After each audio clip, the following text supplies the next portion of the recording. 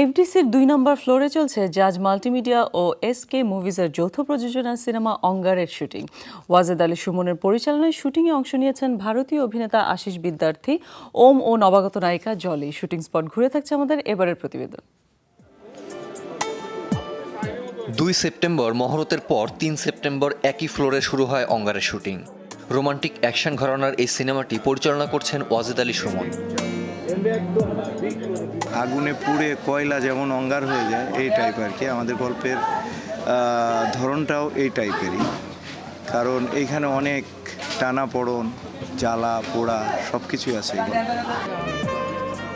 পুরো শুটিং ফ্লোরকে সাজানো হয়েছে গ্রামের আদলে। শুটিংয়ের সুবিধার্থেই লোকেশন না ঘুরে বানানো হয়েছে এমন সেট।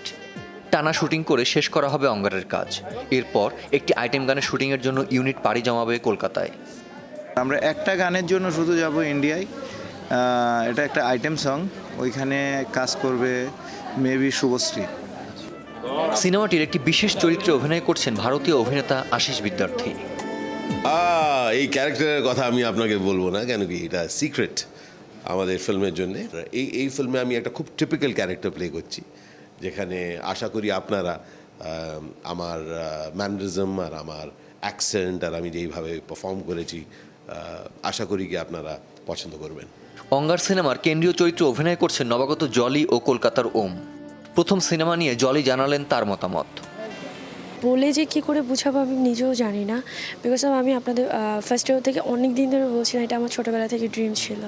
আজকে আমার এই ড্রিমটা আমার এতটা কাছে লাইক আমি আজকে একটা শুটিং স্পটে আমার ফার্স্ট ডে ক্যামেরার সামনে দাঁড়িয়েছি।